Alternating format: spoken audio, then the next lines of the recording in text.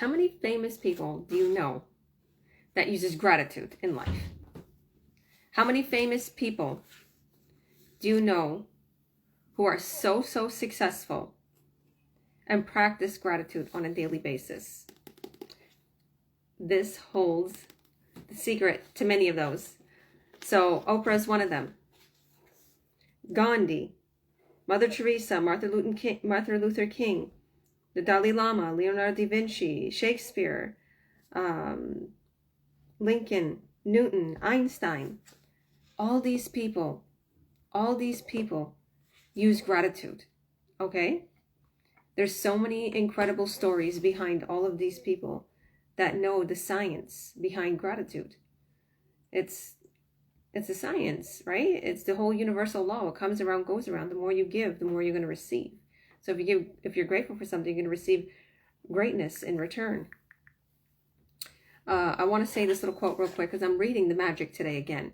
Every day I'm reading The Magic, and we're just finishing up in the beginning, and then we're going to start the practices.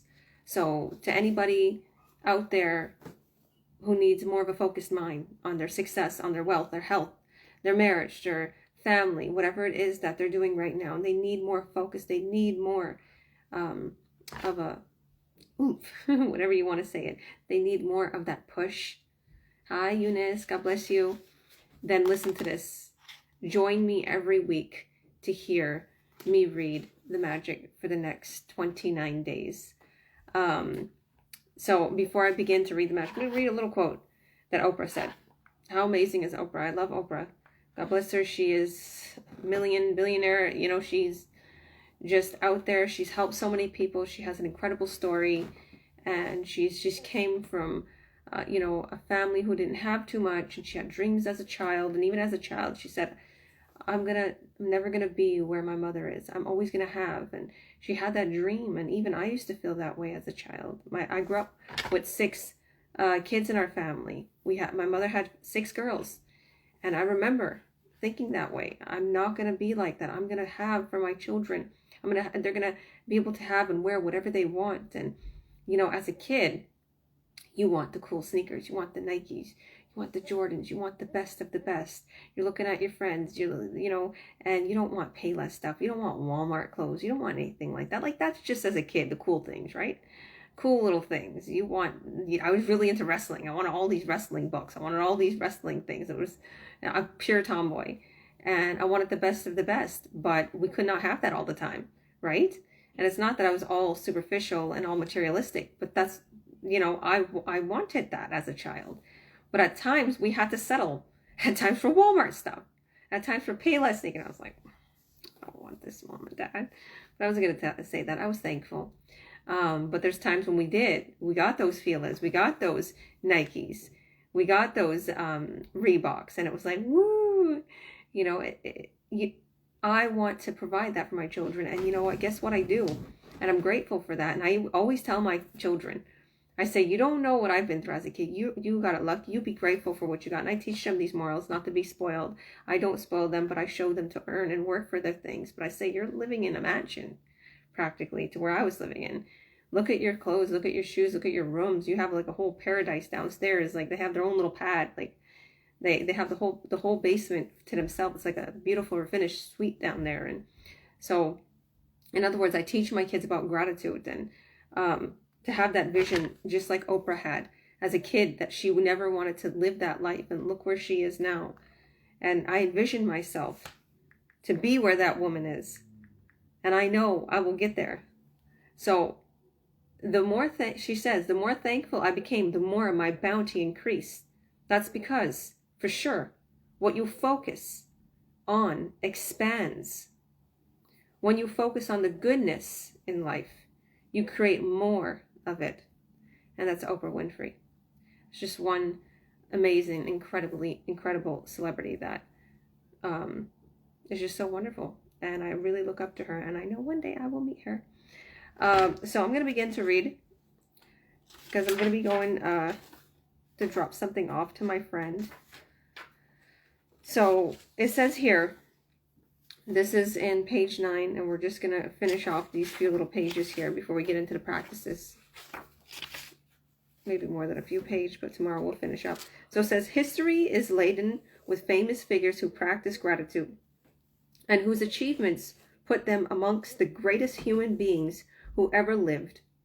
So like I was telling you guys, Gandhi, Mother Teresa, Martin Luther King Jr., the Dalai Lama, Leonardo da Vinci, Plato, Shakespeare, Aesop, Blake, Emerson, Dixons, Proust, Descartes, I don't know if I'm pronouncing that right, Lincoln, Jung, Newton, Einstein, and many, many more.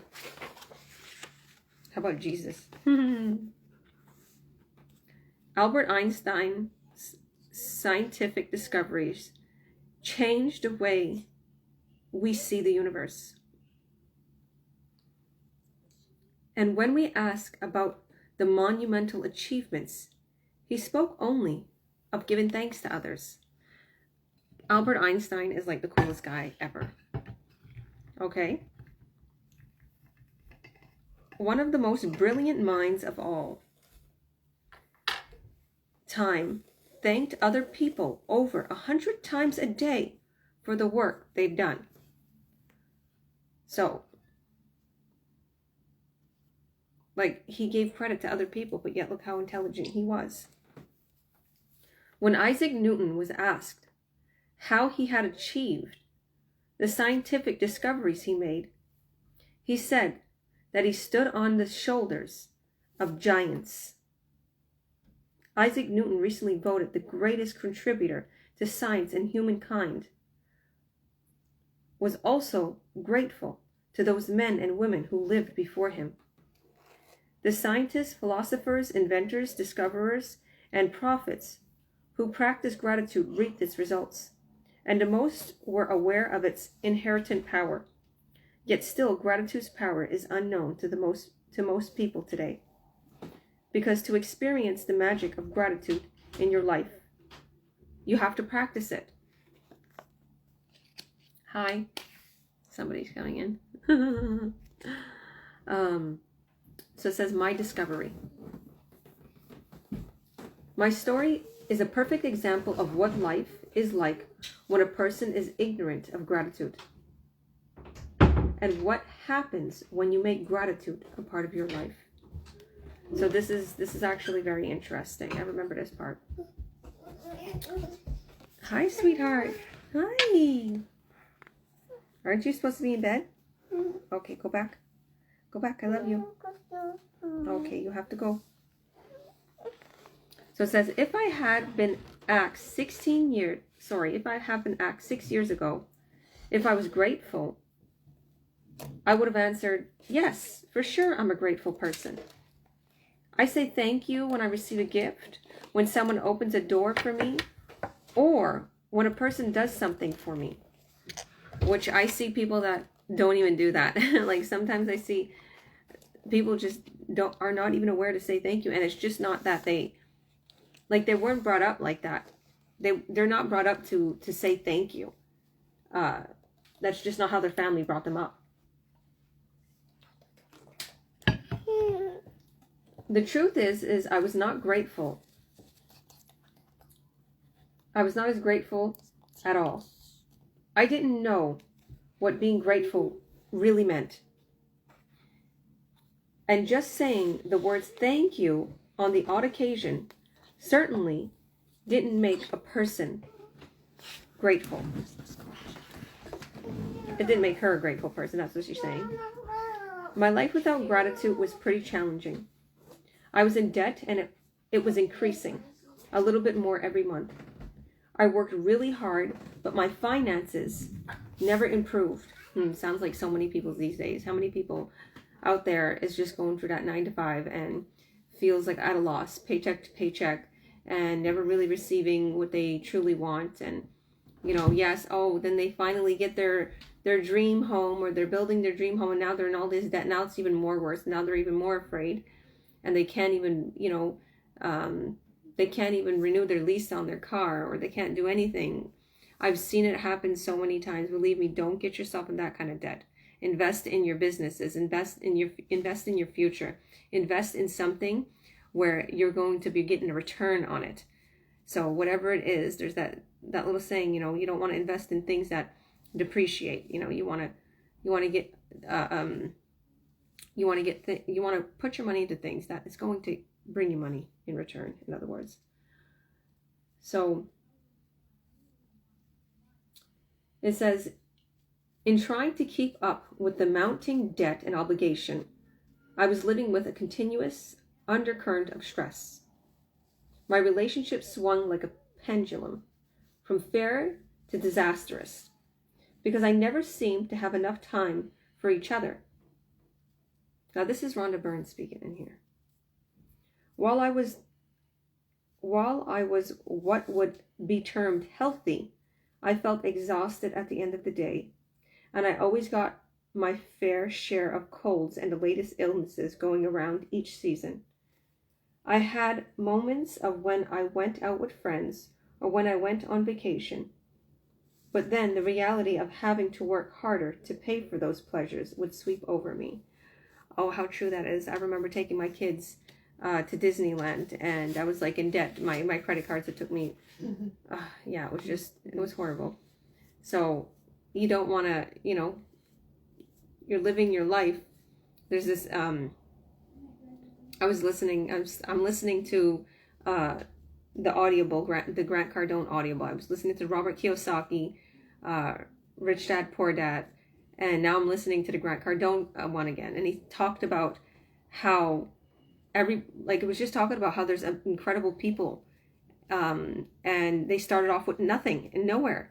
And like, Walt Disney pitched his wanting to open up an amusement park, and everybody, you know, huckled him and laughed and thought it was a joke and the worst thing ever. And now people save their whole entire life, and they just keep trying to save, and they work so hard each year for the tickets and the flight and air tickets, everything, just to get to that Disneyland for their children, like once in a lifetime. And look at where he is, like, you know, God rest his soul, but look at the empire he built. And there's so many people out there that, yeah, exactly. There's so many people out there that they started from nothing. They kept working their way, and they didn't let people tell them that they can't do what they want to do. They can follow their dreams. So she said, I wasn't living. I was just surviving from day to day and from paycheck to paycheck, and would no sooner solve one life problem than more problems would appear.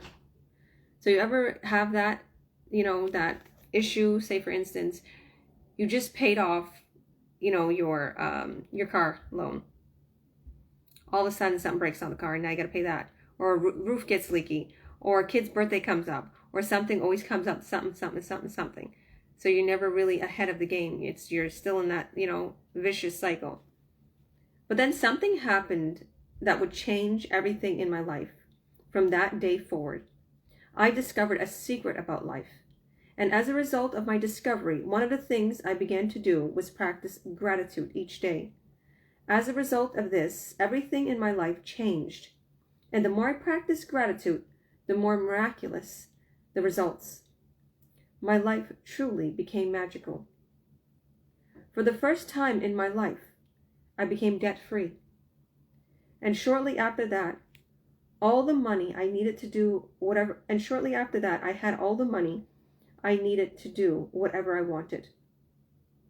Problems in my relationships, work, and health disappeared. And instead of facing daily obstacles, my days became filled with one good thing after another. My health and energy increased dramatically, and I felt better than I had in my 20s. That's the way I feel right now. I'm 32. I think about that, honestly. I think about when I would have this like 1 o'clock when I was in my 20s. I would feel so drained and so tired. I get so frustrated. I get so angry. My blood would boil. I would want to get even. Like if somebody upset me, I would want to tell them off back. Okay? And a lot of times I wouldn't, but I would want to. It would bother me. Like, why didn't I say anything? Or why didn't I stick up for myself? Or why did I let this person do this to me? And why am I still hanging on to this? Or I would let things frustrate me. I'd let things bother me, and one problem would come after another, and I would just think of that problem. And I wasn't like that. But through trials, tribulations, marital problems, being hurt, being taken advantage of, it makes you become bitter if you allow it. If you lose that perspective in life, that be grateful for what you got and be as if a little child and be happy and excited about everything. And if you see something goes on, you know what, I'm not going to let that bother me. I'm going to overcome it. And I'm thankful for what I got right now. Because even though that person has left, or even though that situation has happened, or even though that person has tried to take advantage of me, I feel sorry because maybe they don't have as much and they need. Or I feel sorry because they don't have the mindset that I have. Maybe I can improve theirs. Maybe I can, what I'm doing, it could drift off to them. If not, it's okay. I'm cool with that. So I'm grateful for my mindset now, my ability to feel what she's feeling.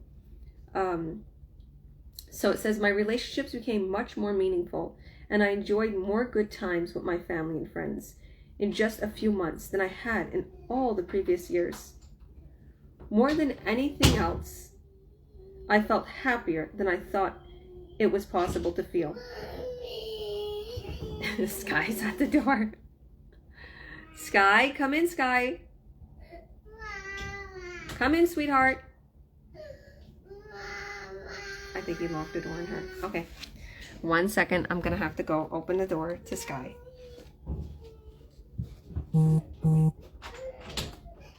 Okay, just leave her. This is Mama's girl, Sky. She's supposed to be sleeping. Stop crying. Sit with Mommy. So it says, so she just began to enjoy her life and her relationships more than she ever enjoyed it in her entire life within those few couple of months. So she says, more than anything else, I felt happier than I ever thought it was possible to feel. I was blissfully happy, the happiest I've ever been. Gratitude changed me, and my whole life magically changed. So that's the end of this little chapter. But I honestly felt that way. Like everything that she's saying. Say hi, Sky. Hi. Everything that she's saying and everything that she went through, I went through that. And Rhonda Byrne, she may be in her 50s. I'm not sure exactly her age. This book was written, let's see. This book was written 2012. It says copyright 2012. So maybe she was in her 40s. Maybe she was in her 40s. But you know what? Some people go through things a lot younger than others. And the old school family, that I was in, and, the way I was brought up, I went through a lot in my years. And what I realized is it was a journey. Whatever I went through, whatever I've been through, it taught me so much. It taught me how to be a better person. It taught me how to cope with life. It taught me how to help somebody else. So whatever you're going through, think about this. Whatever you've been through already. Let's just say this, for instance.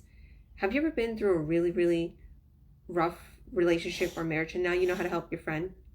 Or have you had a sickness, God forbid, and now you know how to help somebody else? You're like, take this, take that, I've been through that. Or have you had a rough child, or not that Sky is, and then all of a sudden you know how to tell the other person, well, you do this and you do that.